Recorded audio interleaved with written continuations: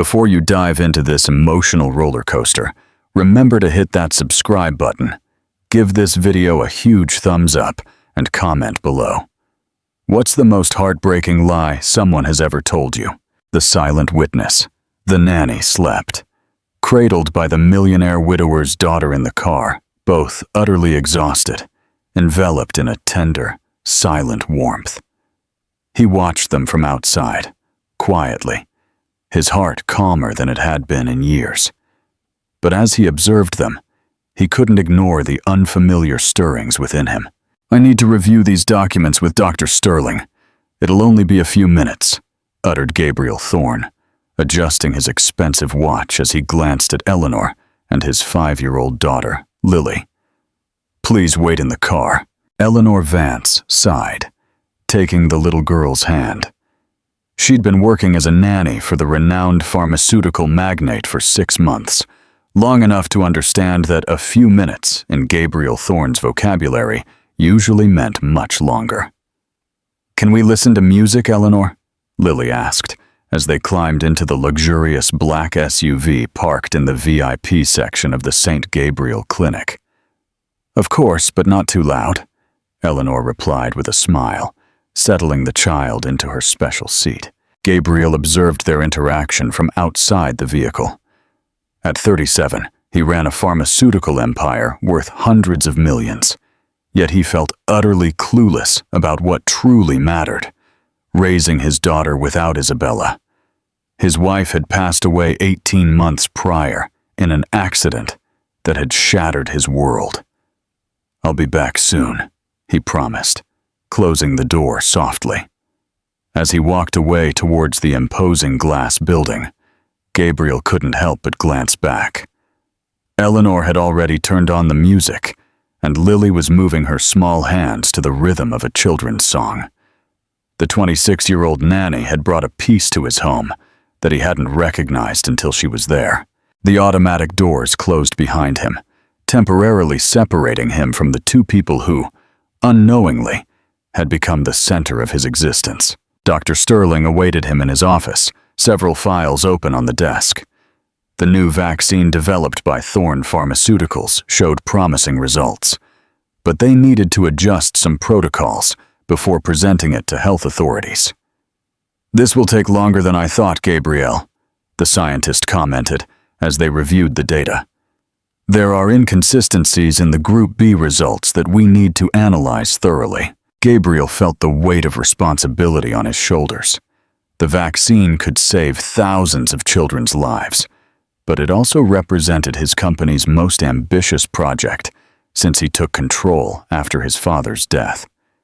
His phone vibrated with messages from his executive team, reminding him of the video conference scheduled for that afternoon with international investors. Minutes turned into almost an hour as they discussed the implications of the results and possible solutions. Finally, when they reached an agreement on the next steps, Gabriel looked at his watch and felt a pang of guilt. "I must go," he said, gathering his documents. "My daughter and her nanny have been waiting too long." The doctor nodded sympathetically. As a father of 3, he understood better than anyone the eternal conflict between professional and family obligations. Gabriel walked quickly through the clinic corridors, dodging doctors and nurses who greeted him deferentially. His mind alternated between business concerns and remorse for making Lily wait again. Since Isabella's death, he had immersed himself in work, as if every new project, every expansion, every commercial success could fill the void she had left. The parking lot was emptier than before. The sun began to set, painting the sky in orange hues that reflected on the car windows. Gabriel searched for his black SUV, now parked alone at the far end of the lot. He stopped a few feet away, captivated by an image that froze him. Through the window, he could see them. Lily slept peacefully on Eleanor's lap, who had also succumbed to exhaustion. The nanny's head rested slightly tilted, with strands of dark hair falling over her serene face. Her arm protectively encircled the little girl, as if even in dreams she fulfilled her duty to care for her. Something within Gabriel fractured. An invisible wall he had meticulously built since Isabella's passing crumbled. The scene before him wasn't extraordinary in itself, a nanny and a child sleeping while waiting, but it captured an intimacy, a trust, and a peace that his home had lost with his wife's departure. Eleanor wasn't just an employee fulfilling her function. In that unconscious embrace, Gabriel recognized genuine affection, the connection his daughter so desperately needed, and which he, immersed in financial statements and market strategies, hadn't been able to fully provide. He approached with silent steps, studying the details he had never allowed himself to observe. How Eleanor's hand protectively held Lily's small shoulder, how the child nestled against her with complete trust, how both breathed in unison, sharing a moment of vulnerability and rest. Gabriel felt a strange mixture of gratitude, admiration, and something deeper he didn't want to name. In the 6 months since Eleanor had entered their lives, he had noticed subtle changes. Lily smiled more. Her nightmares had decreased. The house seemed less cold. But only now, contemplating this intimate scene, did he fully understand the impact the young woman had had on their fractured lives. He gently tapped the window, not wanting to startle them. Eleanor opened her eyes immediately, blinking with momentary confusion before recognizing him. An intense blush spread across her cheeks as she tried to sit up without waking Lily. "Mr. Thorne, I'm so sorry," she whispered, evidently embarrassed. "I shouldn't have fallen asleep." Gabriel shook his head, indicating not to worry, as he carefully opened the driver's side door. The gentle movement made Lily stir and open her eyes slightly. "Daddy," she murmured sleepily. "You took so long." "I know, Princess," he replied softly. "I'm sorry." Lily closed her eyes again, snuggling back against Eleanor, who seemed unsure how to react to the situation. "I truly am sorry, sir," Eleanor insisted, now fully awake but motionless so as not to disturb the child. "Lily was tired after playing with her tablet, and I—" "Eleanor," Gabriel interrupted her, using her first name with unusual warmth. "You don't have to apologize for taking care of my daughter." Their gazes met in the intimate space of the car. For the first time, Gabriel saw beyond the efficient nanny. He saw the kind-faced woman who made Lily's favorite breakfast without being asked, who knew the names of all her stuffed animals, who had learned to braid hair by watching online tutorials because his daughter had asked for them. "Thank you," he added, with a sincerity that surprised them both. "Not just for today, but for everything." The blush on Eleanor's cheeks intensified, but she held his gaze. "It's my job, Mr. Thorne." "Gabrielle," he corrected her, making a sudden decision. "When we're not in formal situations, I'd prefer you call me Gabriel." A silence laden with meaning filled the vehicle, interrupted only by Lily's rhythmic breathing. Eleanor hesitated slightly, a small smile forming on her lips. "Gabriel," she repeated, as if testing how his name sounded in her voice. He started the engine gently, aware that something fundamental had shifted in that parking lot, as he drove towards his residence on the outskirts of the city, with Lily still asleep in Eleanor's arms. Gabriel Thorne made a silent decision. It was time to stop existing solely for his company and start living again. For the first time in 18 months, the thought of arriving home didn't cause him that overwhelming emptiness. Perhaps because, finally, he understood that a home wasn't constituted by the walls of his mansion, but by the people he now carried in his vehicle. Do you think Gabriel is truly ready to move on from his past, or is he just finding comfort in Eleanor's presence? What do you anticipate for their future? Comment below. The Thorne residence emerged from around the curve of the private road, a modern construction with elegant lines and large windows that reflected the sunset. To any visitor, it represented the epitome of luxury and good taste. For Gabriel, since Isabella's death, it was simply a space too large and too silent. "We're here," he announced softly, parking in front of the main entrance. Eleanor stirred, still holding Lily, who was beginning to wake. The child rubbed her eyes with her small fists, gradually orienting herself. "Are we home?" she murmured, sitting up in Eleanor's lap. "Yes, princess," Gabriel replied, turning off the engine. "Are you hungry?" Lily nodded vigorously, suddenly wide awake. Eleanor smiled at the instant change, so typical of children, going from deep sleep to full energy in seconds. "I can make pasta with meatballs," Eleanor offered, as she helped the child out of the vehicle. "It's Friday. Favorite food day, right?" Lily's eyes lit up. These small traditions Eleanor had established over the past few months had brought structure and joy to the little one's life. Gabriel observed it all from a new perspective, marveling at the ease with which Eleanor navigated his daughter's emotional world. "Yes, and special dessert too," Lily exclaimed, running towards the entrance where Martha, the housekeeper, was already opening the door. Gabriel and Eleanor exchanged a knowing glance. Special dessert meant the chocolate mousse Eleanor had prepared the day before, supposedly for the weekend, but which would evidently be consumed that very night.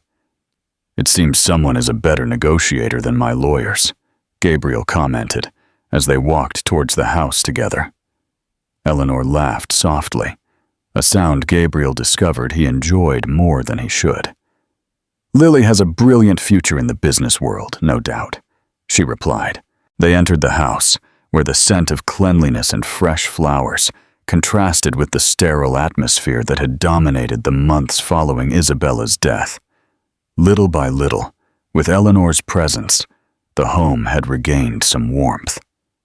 "Martha, you can leave early today," Gabriel told the housekeeper, who had worked for the family since before Lily's birth. "We'll handle dinner," the older woman nodded, visibly surprised. It wasn't common for Mr. Thorne to alter established routines, and even less so for him to use the term "we," including himself in domestic tasks. "As you wish, sir. I've left everything prepared in the kitchen," she replied, exchanging a meaningful look with Eleanor, who subtly shrugged, equally surprised. As Martha left, Lily was already dragging Eleanor towards the kitchen, detailing exactly how many meatballs she wanted on her plate. Gabriel followed, loosening his tie and unbuttoning his shirt collar. Normally, by this time, he would be locking himself in his study to continue working late into the night, communicating with Eleanor only through messages to ask if Lily was asleep. The kitchen, spacious and equipped with high-end appliances, rarely saw Gabriel beyond a hurried breakfast or occasional coffee. However, that night, he paused at the threshold, watching Eleanor help Lily climb onto a stool next to the central island. "Can I help with anything?" he offered, fully entering the space. Eleanor looked at him with genuine surprise as she took ingredients from the refrigerator. "Of course. Could you chop these vegetables for the sauce?" she replied, handing him peppers and onions. "If you don't mind, of course." "Not at all," Gabriel assured, taking off his jacket and rolling up his sleeves. What followed was a scene unprecedented in the Thorne residence since Isabella's death, all three of them in the kitchen, preparing dinner together. Lily, excited by her father's unusual presence, chattered incessantly about her day at school, her friends, and a science project about butterflies she was developing. Gabriel discovered that it was surprisingly pleasant to hear these daily details he normally missed. While chopping vegetables with precision, after all, accuracy was part of his nature, he discreetly observed Eleanor move around the kitchen with a familiarity that showed how much time she spent there. caring for his daughter, nourishing her not only with food, but with attention and affection. "You never mentioned you studied gastronomy," Gabriel commented when Eleanor prepared the sauce with expert movements. She looked at him briefly, adjusting the stove's temperature. "It was my first career, before switching to early childhood education," she explained. "My father had a small restaurant in Oaxaca. I grew up among pots and pans." "Eleanor's grandpa makes the best tamales in the world," Lily interjected, who evidently already knew this story. "He promised to take me someday." Gabriel raised an eyebrow, surprised by this plan he knew nothing about. It was another reminder of how much he had distanced himself from his daughter's daily life. "Your father must be an interesting man," he commented, trying to imagine Eleanor's life outside her role as a nanny. "He is," she replied with a nostalgic smile. "He worked his whole life to educate my siblings and me. Now he enjoys teaching my nephews the secrets of traditional cooking." This facet of Eleanor, with a loving family and a rich personal history, contrasted with the professional image Gabriel had maintained of her. As they ate dinner in the informal kitchen dining area, another change in routine, as they normally used the formal dining room, Gabriel found himself genuinely interested in learning more about the woman who cared for his daughter. "And how did you end up as a nanny in London?" he asked, when Lily was distracted, meticulously arranging her meatballs in concentric circles. Eleanor took a sip of water before answering. "I came to finish my specialization in child psychopedagogy," she explained. "The plan was to work part-time while studying, but..." She paused, as if considering how much to share. "I had to postpone my last semester when my mother fell ill. I needed a full-time job to send money home for her treatments." Gabriel nodded, understanding the weight of family responsibility. Although their economic circumstances were radically different, he recognized the impulse to sacrifice for those you love. "And how is your mother now?" he asked with genuine interest. Eleanor's face lit up. "Much better. The surgery was successful and she's recovering. If all goes well, in a few months I'll be able to resume my studies, at least partially." "I'm glad to hear that," Gabriel replied, making a mental note. "And I want you to know that any schedule adjustments you need for your studies, we can arrange it." The surprise on Eleanor's face was evident. "That would be very generous, thank you." "I'm done," Lily announced, showing her plate where she had built an elaborate structure with the remnants of her food. "Can we have dessert now?" The conversation shifted to lighter topics as they enjoyed the chocolate mousse. Gabriel observed the interaction between Eleanor and Lily, the complicity and natural affection between them. He didn't feel jealousy, as he might have expected, but a strange sense of completeness at seeing his daughter so happy and secure.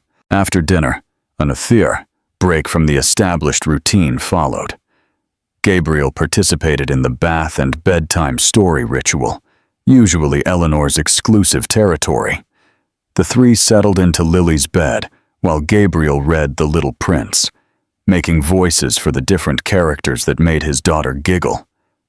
"Daddy reads almost as well as you, Elle," Lily commented as her eyelids began to droop. "Even better," Eleanor replied with a smile, discreetly getting up to give them space. "Don't go," Lily murmured, already half asleep. "Stay until the chapter ends." Eleanor looked at Gabriel, seeking his approval. He nodded, shifting slightly to make room for her next to the bed. He continued reading, now aware of Eleanor's presence just inches away, her subtle vanilla perfume, the way she tilted her head slightly as she listened. When Lily finally fell asleep, they silently left the room. In the dimly lit hallway, they paused, suddenly aware that the dynamic between them had subtly changed that afternoon. "Normally I'd leave now," Eleanor commented, checking her watch. "But if you need help with the dishes..." "Eleanor," Gabriel interrupted her softly. "About what I said earlier, about calling me Gabrielle?" He meant it. She nodded, her hazel eyes meeting his. I know. Gabriel. Something in the way she pronounced his name caused an unexpected warmth in his chest. And I was also serious about supporting you with your studies, he continued. You're too brilliant not to complete your specialization. There's no need to— I know, he gently interrupted. It's not an obligation. It's because I value what you do for Lily, for us. The silence that followed was laden with meaning, with unexpressed possibilities. Finally, Eleanor smiled, a gesture that completely transformed her face, and which Gabriel found he wanted to see more often. Thank you, she simply replied. I should go. I have to get up early tomorrow to take Lily to her swimming lesson. Gabriel nodded, accompanying her to the front door. As they waited for the company transport service to arrive, they remained in a comfortable silence, as if they had crossed some invisible barrier that separated employer and employee. Good night, Gabriel, she finally said, as the vehicle's lights appeared at the entrance. Good night, Eleanor, he replied, watching her drive away. As he closed the door, Gabriel Thorne understood that something fundamental had changed within him. For the first time since he lost Isabella, he felt a spark of something that dangerously resembled hope. And all because he had seen his daughter sleeping in the nanny's arms. What subtle shifts in their relationship did you notice during this evening? Do you think Eleanor and Gabriel will finally acknowledge their feelings for each other? Share your thoughts.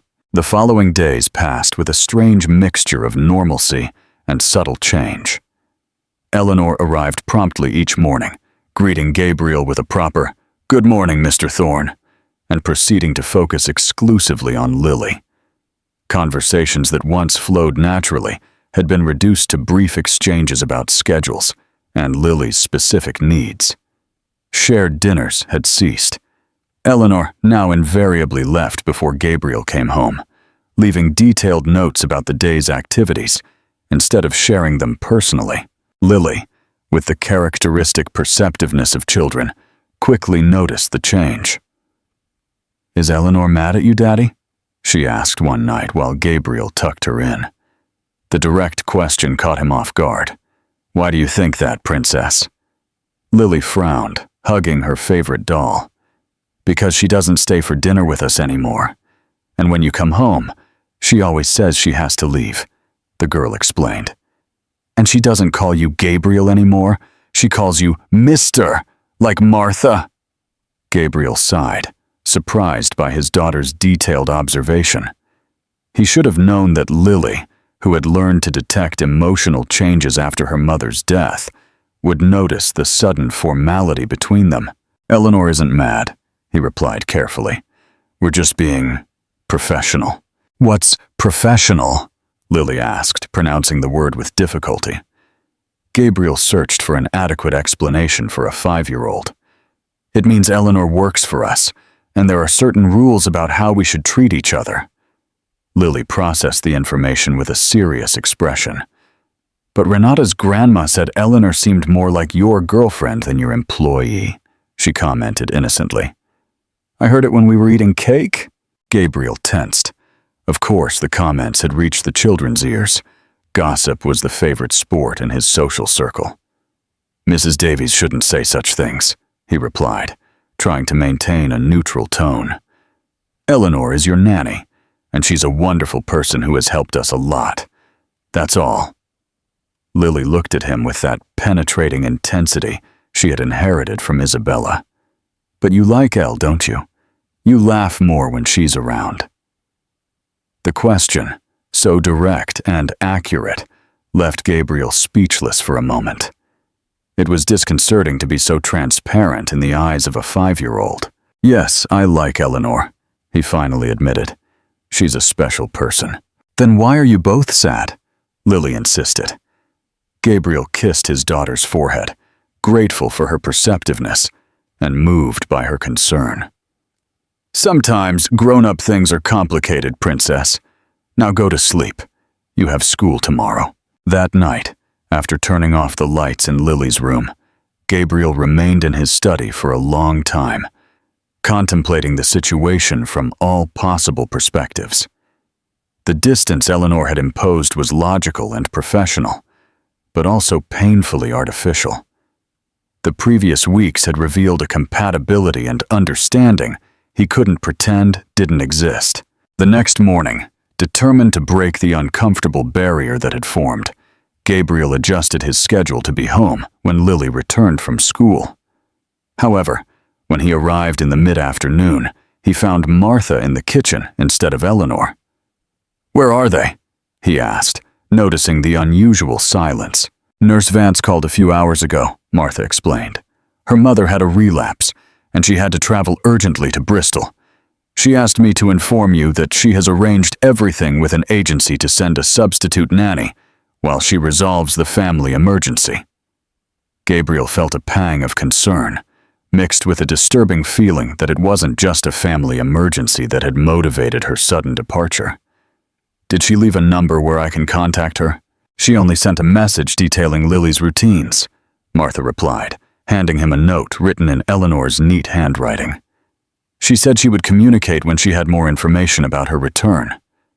Gabriel read the note, searching among the meticulous instructions for some personal message, some word addressed specifically to him. There was none. Only professional indications about medications, allergies, activity schedules, and Lily's preferences. "Where is Lily now?" he asked, putting the note in his pocket. "In her ballet class. John went to pick her up, as Nurse Vance instructed," Martha explained. "The temporary nanny will arrive first thing tomorrow." That night, as they ate dinner, Lily remained unusually silent. Finally, as Martha served dessert, the child asked the inevitable question. "When will Eleanor come back?" "Her mother is sick, Princess," Gabriel explained. "She needs to be with her for a few days." "Is she going to die like Mommy?" The direct question revealed the underlying fear that Gabriel should have anticipated. "No, darling," he hastened to clarify, taking her small hand. "Eleanor's mother just needs some care. I'm sure she'll recover soon."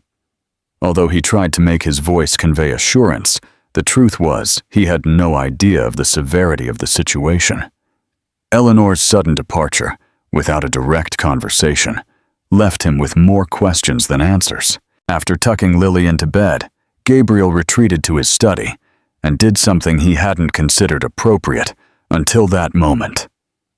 He looked for Eleanor's personal file. As a family employee, his company's human resources kept her contact details and background information. He found her personal number and the emergency contact, Mr. Thomas Vance, her father, with an address in Bristol. He hesitated with the phone in his hand. Calling her directly seemed like an invasion of her privacy, especially considering the distance she had established. However, concern for her well-being outweighed his reservations. After 3 rings, Eleanor's voice answered, clearly surprised. "Mr. Thorne?" "Gabrielle," he corrected her automatically. "Eleanor, forgive the intrusion. Martha told me about your mother. How is she?" There was a brief silence on the other end of the line. "Stable, for now," she finally replied. "She had complications with her medication, but she's better now. Thank you for asking." Her tone was polite but distant, firmly maintaining the professional barrier. "Lily is worried," Gabriel continued. "She misses you." Another silence, longer this time. "I miss her too," Eleanor admitted, her voice softening slightly. "Please tell her I'll call her tomorrow to talk to her." "Of course," Gabriel nodded, though she couldn't see him. "Eleanor, if you need help, anything at all." "We're fine, thank you," she interrupted, returning to her formal tone. "I've arranged everything with the agency. Miss Davies is excellent with children and has all the necessary references." "I wasn't referring to that," Gabriel clarified. "I'm worried about you, Eleanor. Your well-being." The line went silent again. When Eleanor spoke, her voice had a different nuance, less guarded. "I appreciate your concern, truly. but it's better this way, to keep things professional." The word resonated between them, loaded with the same meaning Gabriel had tried to explain to Lily. "When will you return?" he asked, aware that he sounded more anxious than he intended. "I'm not sure," she replied. "It will depend on my mother's progress. Perhaps a week."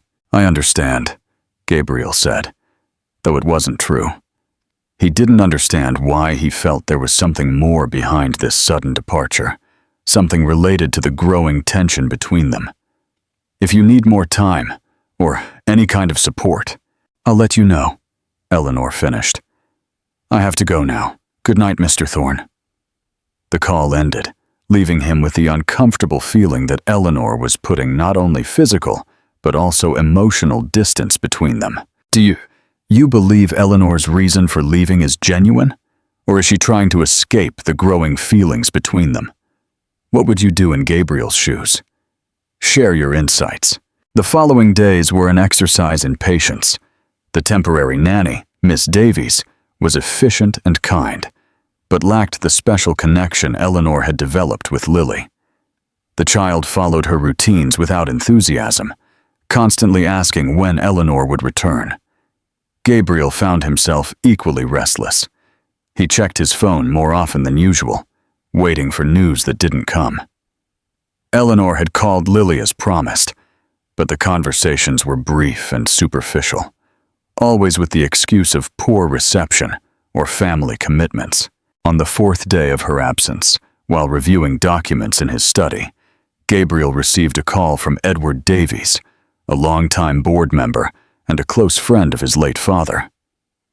"Gabriel, I'm sorry to bother you so late," the man began. "I just got back from Bristol and, well, I think you should know something." Edward's cautious tone immediately put Gabriel on alert. "What's going on?" "It's going.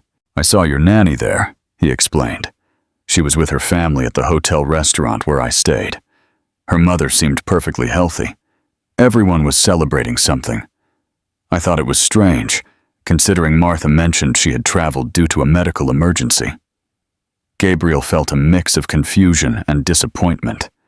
Had Eleanor lied to him? "Perhaps her mother has already recovered," he suggested, seeking a reasonable explanation. "Possibly," Edward conceded, "but it looked more like a family celebration. There was a young man with her, quite attentive."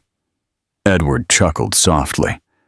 "I thought you should know, considering, well, I've noticed the way you look at her." The suggestion that Eleanor might have a relationship in Bristol shouldn't have affected him so much. He had no right to her personal life. Yet, he felt a pang of jealousy so intense, it surprised him. "Thanks for the information, Edward," he replied, with all the neutrality he could muster. "I appreciate your concern." After hanging up, Gabriel remained motionless in his armchair, processing the information. Had he completely misinterpreted the situation? Was it possible that while he was developing feelings for Eleanor, she had a completely separate life, perhaps even a relationship, in her hometown? Or worse, had she invented the medical emergency as an excuse to distance herself from a situation that was becoming uncomfortably personal? He couldn't blame her if that were the case. He was her employer, a man in a position of power, with an age difference and circumstances that complicated any interaction. Perhaps she had perceived his growing feelings and decided to put distance between them before the situation became untenable. The thought plunged him into a melancholy he hadn't experienced since the first few months after Isabella's death. He had allowed himself to feel again, to open himself to the possibility of a connection, only to discover that it had possibly been unilateral. That night, as he tucked Lily into bed, the girl handed him a drawing she had made at school. "It's for Elle when she comes back," she explained.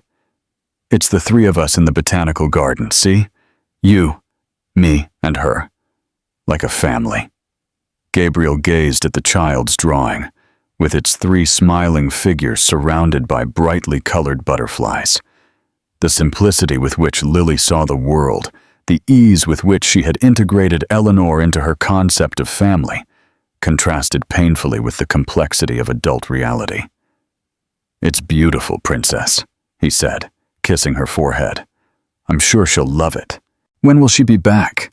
Lily asked for the umpteenth time. Gabriel sighed, wishing he had a certain answer. "Soon," he replied, hoping it was true. When he turned off the lights and gently closed the bedroom door, Gabriel Thorne made a decision. He needed clarity, and there was only one way to get it.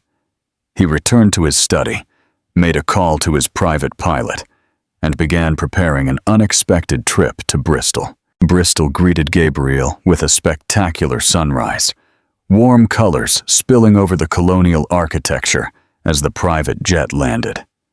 He had brought Lily with him, unable to explain that he would travel to see Eleanor without taking her.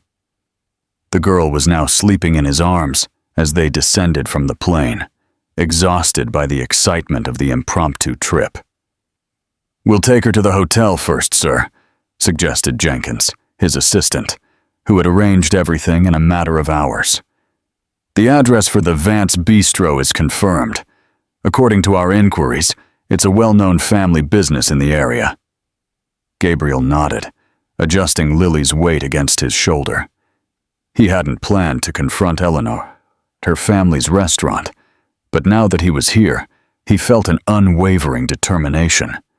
He needed answers, and more importantly, he needed to see her. The hotel, a luxurious establishment in the historic city center, received them with the efficiency that the Thorne name guaranteed everywhere. Once Lily woke up, they had breakfast on the terrace overlooking the cathedral. The girl, excited by the unexpected adventure, could barely contain her enthusiasm. "Will Elle be surprised when she sees us?" she asked, as she spread jam on her bread. "Definitely," Gabriel replied, checking his watch. "But first, Princess, we'll visit some beautiful places in the city. The Vance Bistro doesn't open until noon." They spent the morning touring the historic center. Gabriel, usually preoccupied with calls and emails, had left strict instructions not to be interrupted except for absolute emergencies. For the first time in years, he was completely present, absorbing his daughter's joy as they discovered the colorful markets and centuries-old churches together. As noon approached, however, anxiety returned.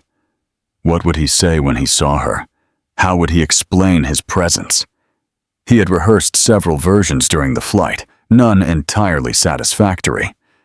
The Vance Bistro announced a discreet carved wooden sign.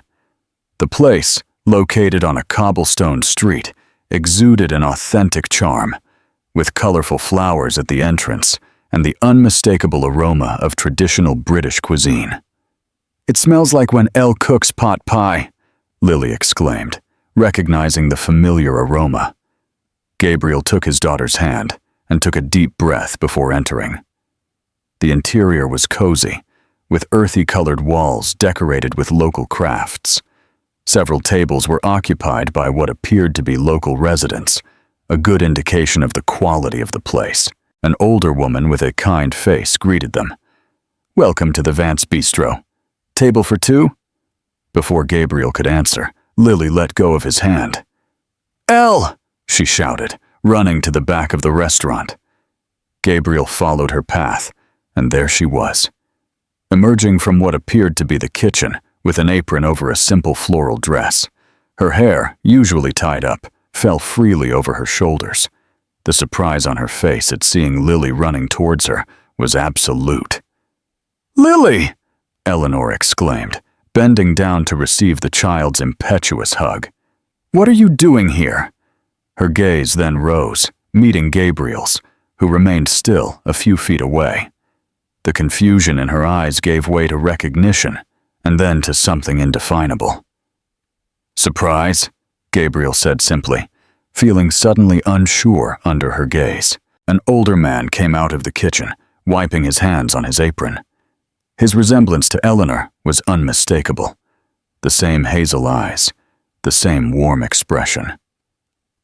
"Are these your visitors from London, daughter?" he asked with genuine curiosity.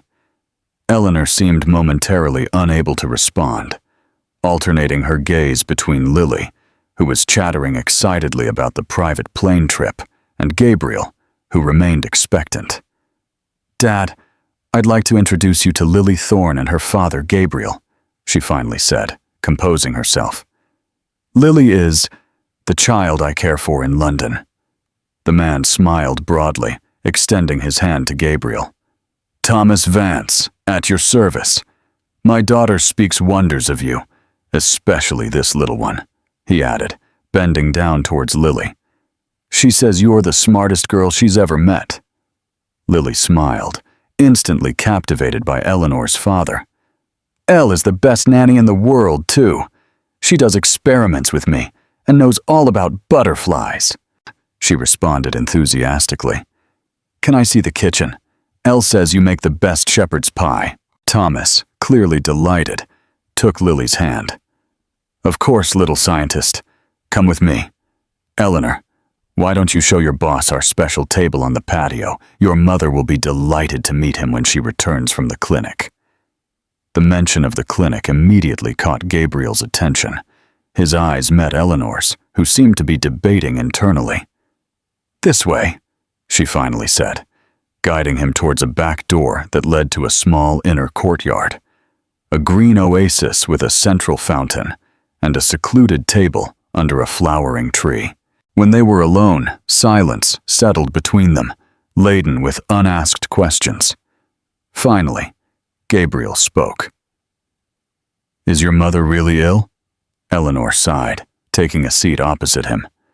"She had a relapse last week. She had surgery again. Today is her first day out of the hospital. My brother went to pick her up," she explained. "What I don't understand is how." "Edward Davies saw you here," Gabriel interrupted. "He said it looked like a family celebration. He mentioned you were with a young man." Eleanor frowned briefly before understanding illuminated her face. "My brother, Mark," she clarified. "We were celebrating that Mom would be discharged from the next day. It was something small, just family." She paused, studying Gabriel's face. "You traveled all this way because you thought." She left the question hanging in the air, the implication clear between them. "I traveled because Lily misses you," Gabriel replied, though both knew it wasn't the whole truth. "And why did you leave so suddenly that it worried me?" Eleanor lowered her gaze to her hands. "The medical emergency was real," she said softly. "But you're right. I also needed distance." "From me?" Gabriel asked directly. She looked up, meeting his gaze bravely. "From what's happening between us," she replied. "From what could happen if we allowed it." Gabriel's heart raced at this first open admission that what they felt wasn't unilateral. "And what would be so terrible if we allowed it?" he asked, leaning slightly towards her. "Gabriel, you're my employer. I take care of your daughter. The implications are complicated." "The labels are complicated," he corrected her. "Feelings don't have to be." Eleanor smiled sadly.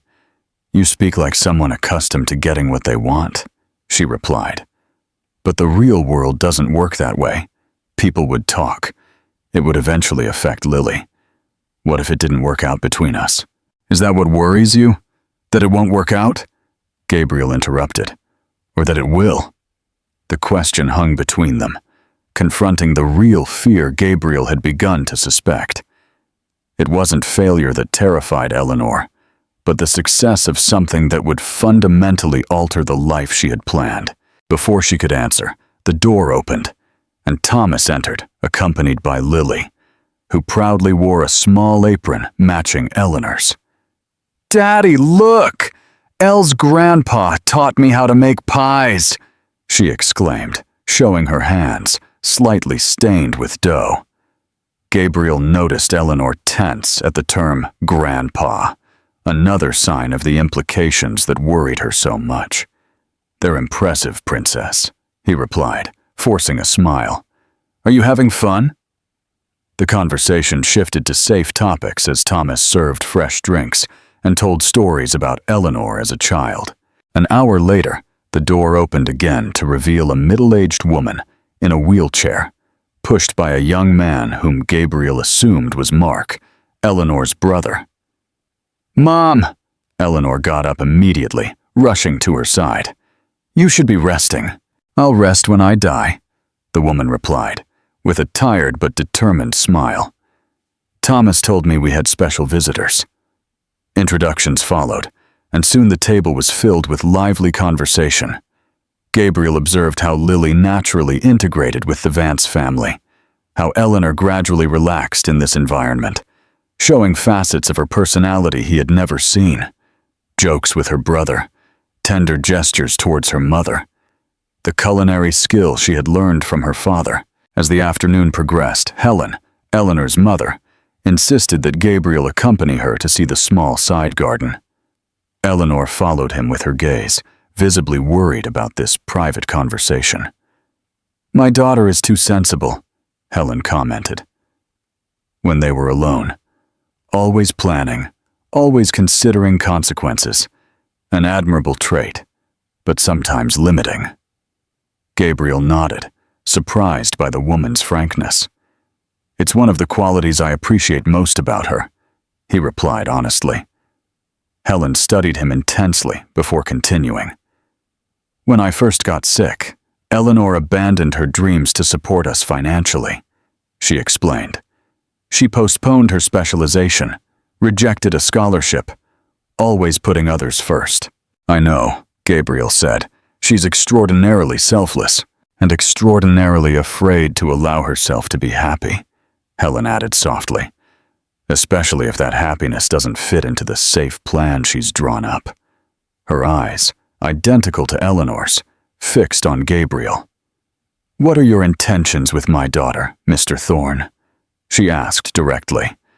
"And don't answer me like the millionaire accustomed to rehearsed speeches. Speak to me like the father I see interacting with his little girl."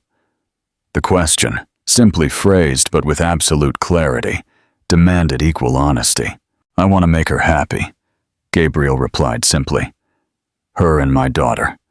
I want to build something that lasts, if she gives me the opportunity." Helen nodded, apparently satisfied.